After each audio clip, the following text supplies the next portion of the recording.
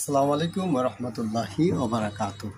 সম্মানিত দর্শকবৃন্দ, এ পর্যায়ে আমরা আমাদের হাঁস সম্পর্কে কিছুটা অবগত হব। অর্থাৎ ডাক পেলে রোগ এর আলামত কী কী হতে পারে সে সম্পর্কে আমরা আলোচনা করব ইনশাআল্লাহ। 1 নম্বরে, আলোর দিকে তাকাতে পারে না। যখন ডাক পেলে শুরু হয়ে যায় তার আলামত 1 নম্বরে আলোর দিকে তাকাতে পারে না। 2 নম্বরে, পিপাসায় আপনার কাতরাতে থাকে, খুব পরিমাণ পিপাসা লাগে। 3 নম্বরে, হাঁসের পালকগুলি উস্কো শুষ্ক হয়ে যায়। 4 নম্বরে, পা প্যারালাইসিস হয়ে যায়। 6 নম্বরে, নাক দিয়ে পানি পড়া এবং ঠান্ডা লেগে যাওয়া। 6 নম্বরে, মাথা ফুলে যাওয়া।